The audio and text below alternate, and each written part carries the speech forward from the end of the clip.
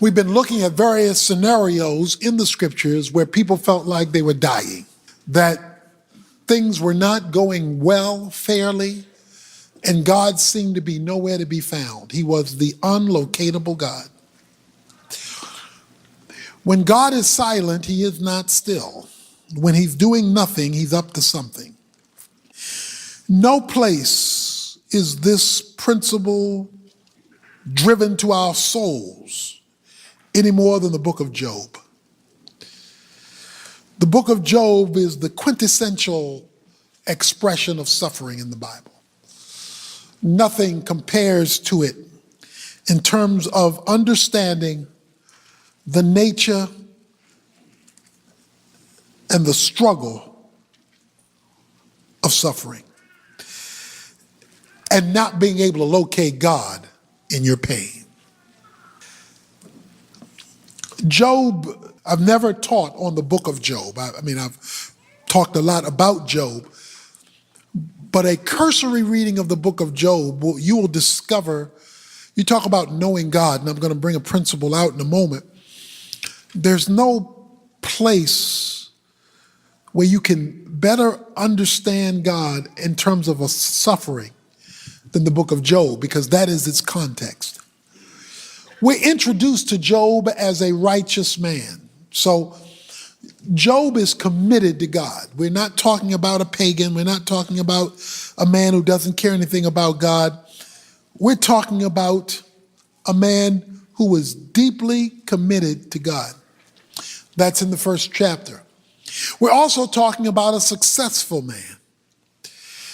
The first chapter wants us to know how successful this man was in his business life. It tells you in verse 3 of chapter 1 all that he possessed.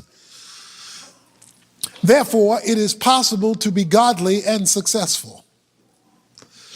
And I'm using success there to refer to have achieved or accomplished a lot in life. He had accomplished a enterprise, if you will.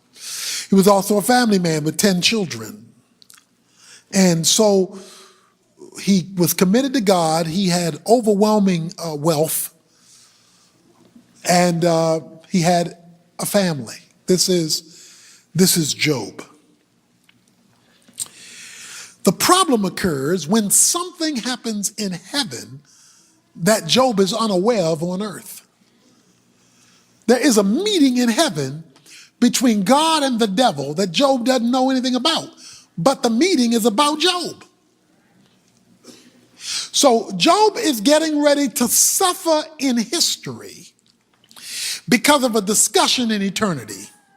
Something's going on up there that he doesn't know a thing about, and in fact will never know anything about it. When the book ends, he still doesn't know that this meeting took place between God and the devil, which was going to affect his situation on earth. The Lord, verse 7, says to Satan, "From where do you come?" Then Satan answers to the Lord and says, "From roaming about on the earth and walking around on it." So the devil tells God, "I've been hanging out on earth." The Lord said to Satan, "Well, in your travels, have you considered my servant Job? For there is no one like him on earth, a blameless and upright man, fearing God and turning away from evil." Then Satan says, "Does Job fear God for nothing?" What Satan says about Job is the only reason you're getting all of this love from Job is because of how much you blessed him. In other words, he's in it for the blessing. He's in it for the blessing. He's going to praise you because the money is coming in. He's going to praise you because his health is sound. He's going to praise you because his family's intact.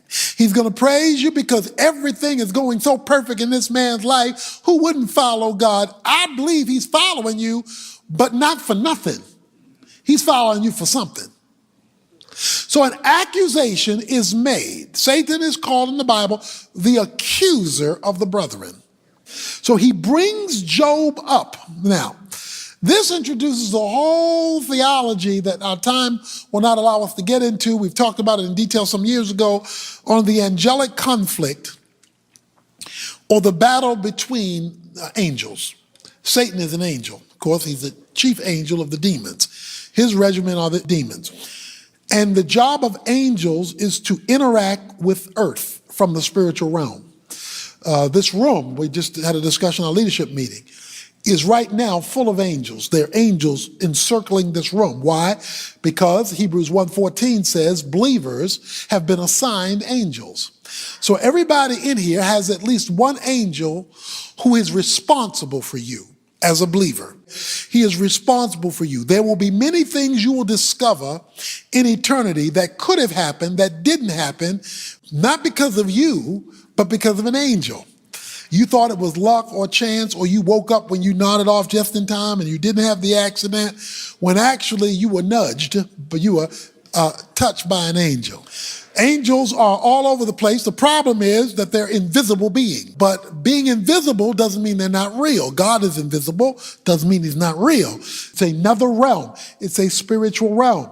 Satan is an angel. He was called the archangel. The Bible says Satan is like a roaring lion seeking who he may devour, or let me use another word, whom he might dominate, who he might take control of, who he might run. God says Job is committed to me, and he's not committed to me just because I bless him. He's committed to me because he's committed to me. Satan challenges that and says, well, let me touch him. Let me take all the goodies away, and let's see how much he is committed to you. He says in verse 10, have you not made a hedge about him and his house and all that he has on every side? You have blessed the work of his hand and his possessions and have increased in land. But put forth your hand now and touch all that he has. He will surely curse you to your face. Because it's not about you. It's about the stuff.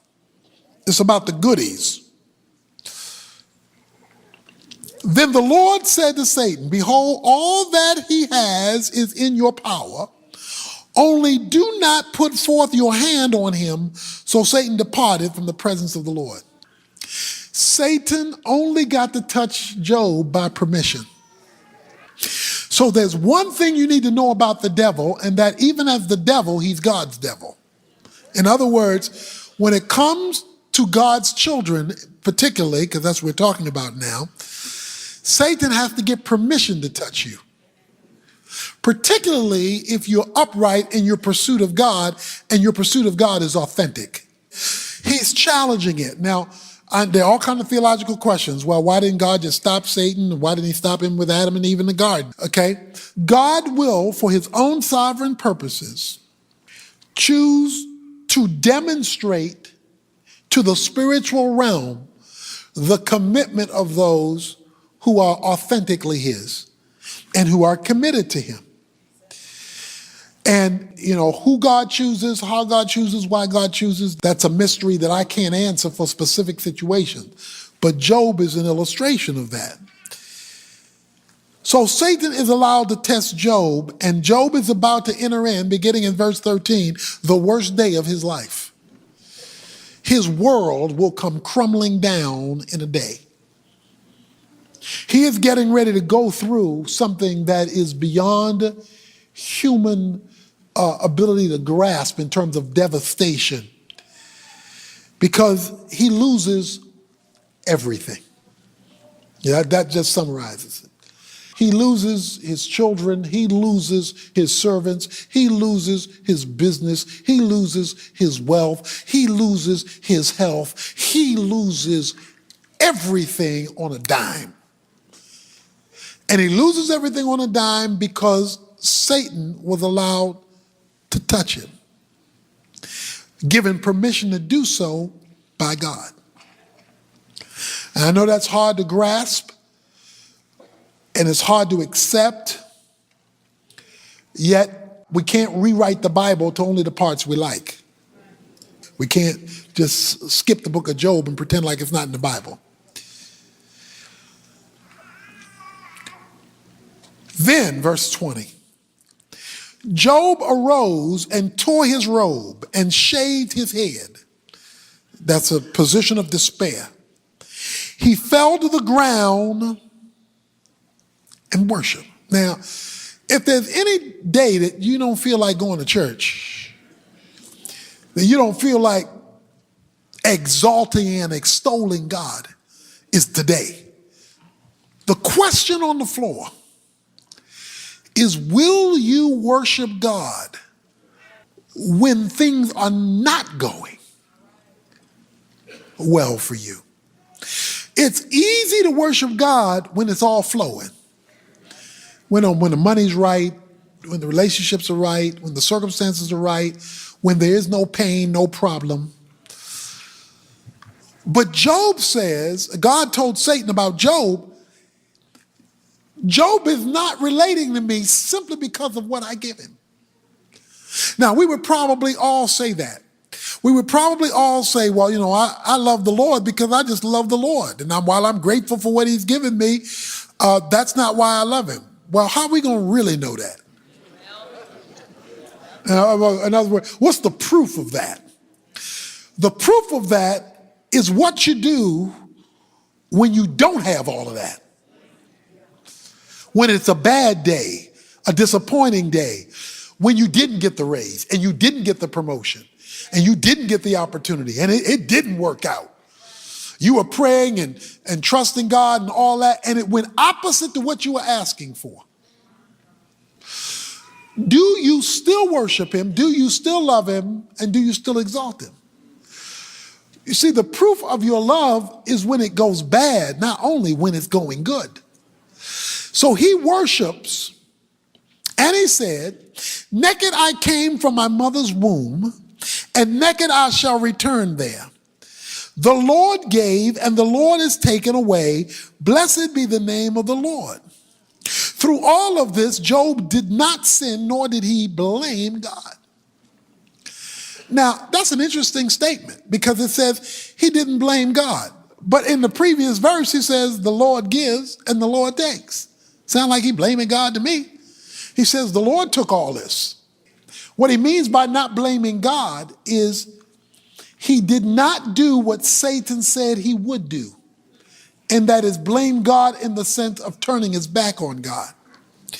But he recognized something that if you, me, us, we ever grab it, it will be the most transforming concept you will ever grab, although it is often a difficult concept to accept. And that is the sovereignty of God. The sovereignty of God simply says that nothing comes to you that doesn't come through his hand. And sometimes that's giving and sometimes that's taking. It's not always giving. Now we want that. Everybody wants their blessing. Everybody wants God to give, and God does give, and he gives plenty. He gave plenty to Job. But the Lord giveth and the Lord taketh, which meant Job recognized between giving and taking that all he had was a gift from God. And that because it was a gift from God, God had final rights to decide where things wound up. The only way to survive life, particularly when it's doing you in, is to remember the sovereignty of God. So Job didn't know about the devil, but Job knew enough to know that none of this would have happened if God hadn't allowed it. Now he knew that much, that this would not have happened had God not allowed it. Whatever you are going through, or when you go through those days, and you will go through those days will happen. You don't go looking for them. They know where you live. You will go through those days. And you will raise the question of the book of Job. And the question of the book of Job is simply this: why do the righteous suffer? Because we already told he's upright. I'm amazed at what some preachers try to do with this book. They try to say that, well, Job went into a bad spell. And he went into a bad spell, and because he went into a bad spell, this happened to him. But the book goes out in front to tell you how upright he was. I mean, it tells you that on the front end. What people want is they want to dodge this reality that God does allow negative things in our lives. This is not heaven. That's yet to come. He does allow it. I want to challenge you and us. When that happens, I want us to go against our nature and worship. Anyway, his wife, chapter 2, verse 9, said to him, do you still hold fast to your integrity? Curse God and die. The helpmate becomes a hurtmate. Curse God and die. I kind of feel for her because she's seeing him suffer. She don't want to see him suffer anymore. But remember, that's what Satan wanted to get him to do, to curse God. She's saying, why don't you go ahead and curse God so he can end this? What does Job say? He said to her, you speak as one of the foolish women speaks. Shall we indeed accept good from God and not accept adversity? In all of this, Job did not sin with his lips. So we're being told Job is not sinning. He says everybody only wants good. And sure, we want good. We should want good. But he says if God allows negative, bad, adversity in our lives, it's still God allowing it. So he's still appealing to the sovereignty of God. Many times we have to deal with situations we don't understand in people's lives. The death of a baby. A woman has her first pregnancy. She's lived with 9 months of joy and anticipation, and the baby dies. Can we give an explanation for why that happened? Absolutely not. And you can make up all the fanciful statements you want to make, and it doesn't change the fact this is this woman's baby. And so we face those. We face tragedies and difficulties in ministering to people. If those things didn't happen, you wouldn't even need ministry. Ministry exists because in this world there is trouble. And no trouble hits a believer that does not pass through God's fingers first. So here's what you must do. You must say, God, this came through you. Even though it wasn't directly done by God. He gave Satan permission to do it. So certain things God won't do that he will allow to be done. That's sovereignty. Now, when you get to heaven and you ask him about it, you're going to go, oh, okay. It'll make sense. We can't make sense of a lot of this now. We can't answer all the why questions. Sometimes we get an answer and sometimes we don't. But Job is holding on to his belief system that God is in control. See, God is not in control only of the blessings, he's in control of the mess. Now, when you are going through, whatever you're going through, whenever you're going through it, God will most naturally seem far away. Look at chapter 23. Job chapter 23. Verse 8, behold, I go forward, but he is not there. And backward, but I cannot perceive him. When he acts on the left, I cannot behold him. He turns on the right, I cannot see him. So I can't find God. That's what he says in verses 8 and 9. But then look at what he says in verse 10. But he knows the way I take. I can't find him, but he knows where I'm located. When he has tried me, I shall come forth as gold. My foot has held fast to his path.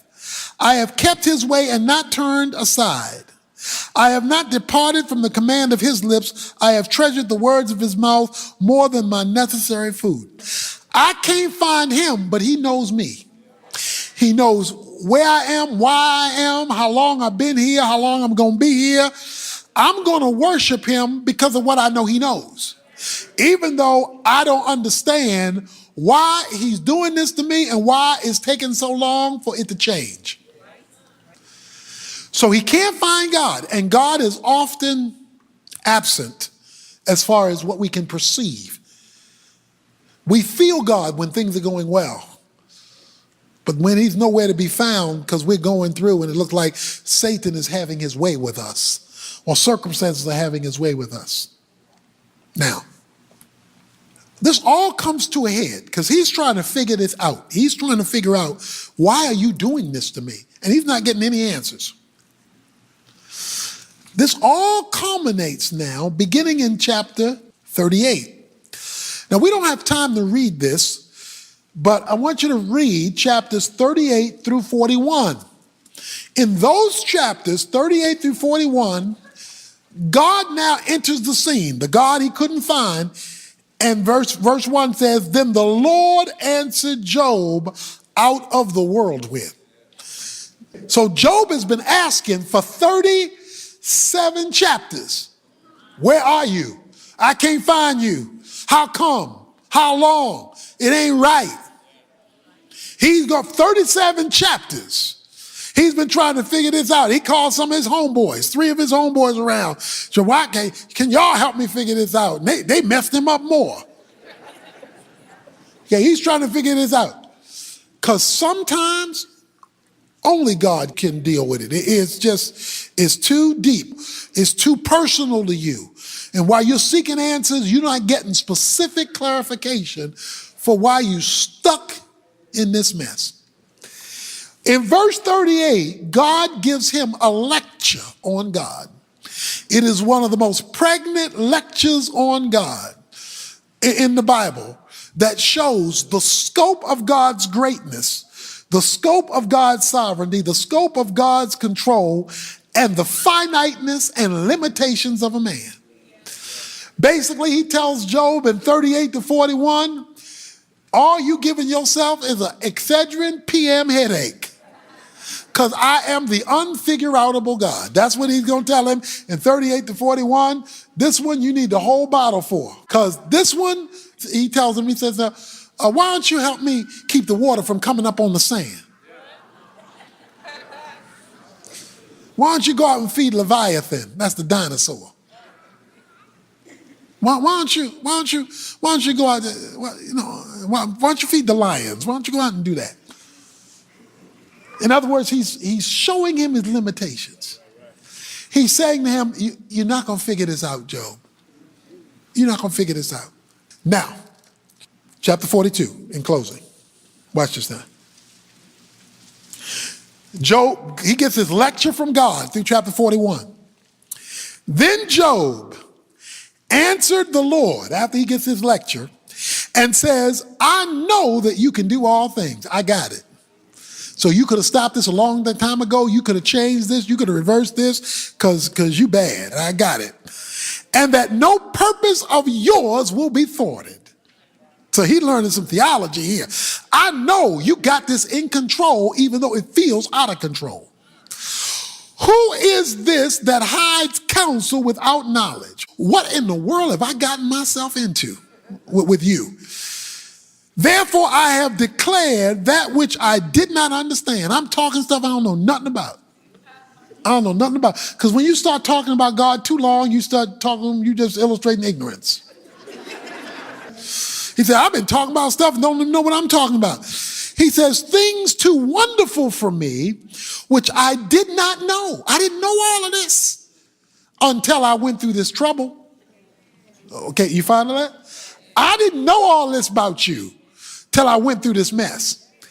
It's going to get good here. He says, hear now, and I will speak. I will ask you, and you instruct me, because I've been telling you what to do. Okay, so I'm going to take a listening pose now. I have heard of you, oh, I love this verse, by the hearing of the ear. I went to Oak Cliff Bible Fellowship. I heard all those sermons by Evans. I listened to tapes. I read books. I heard about you with the hearing of the ear. But now my eyes see you. Therefore I will retract and I will repent in dust and ashes. He said, I thought I knew a little something about God until I got in this situation I couldn't fix. I'm in this situation I couldn't fix. You're nowhere to be found. And I think I know enough about God to explain my way out of this, and I couldn't. Then you show up and bust me. Chapter 38 through 41. You show up and put me in my little old place, and I discover I don't know nothing about you. You are beyond my comprehension. But what I know now is I have seen you with my eyes rather than just heard about you with my ears. Now, all this is driving to what I want to share with you right now. The main thing, the main reason why God allows us, even in our righteousness, to go through painful and sometimes prolonged situation is to give us a fresh vision of him that goes beyond what we heard and can recite and quote, the hearing of the ear. He wants to give you some eye candy. He wants to give you some sight of him that you would have not gotten in a normal, blessed life. What you want to look for when you're going through, and yet you want to get out, you pray to get out, sure, you want deliverance, nothing wrong with that. He spends many chapters asking for deliverance. But while you're waiting for whatever's going to do, God's going to do it, whenever he's going to do it, I want to challenge you to become a worshiper and to ask God to let you see him again for the first time. To let you have a view of him unlike you have ever had before. When you say, Lord, be real to me, one method he may use, it's not the only method he does use, but one method he may use is to allow circumstances to go south, to give you a fresh view of him. Now, everybody wants to get to the rest of the chapter. Verse 10, the Lord restored the fortunes of Job when he prayed for his friends, and the Lord increased all that Job had twofold. So God gave back to Job everything that he lost. Now we like that.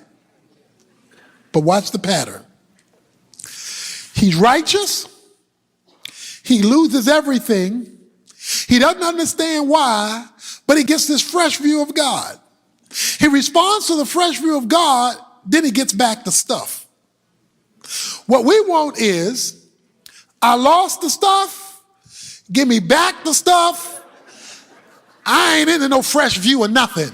I just want, I want what the enemy has stolen from me. I want it back. I want the stuff. Well, he got the stuff, but only when he got the vision. Because the purpose of the pain was to give him a new view of God, unlike he had before. We saw that with Paul. I'm going to give you a thorn in the flesh, because in this thorn, this little thing that's irritating you to death, you're going to experience me at a level that you did not experience me before you had the thorn. So he says in chapter 13, verse 15, quoted earlier, though he slay me, why is God killing me? Though he slay me, I'm going to trust him, that I'm going to see him in a way I have never, ever, ever, ever, never, ever seen him before. And when you respond to that, now we can talk about the stuff. Nothing wrong with getting the stuff. But what God is after is you getting him a fresh view of his glory.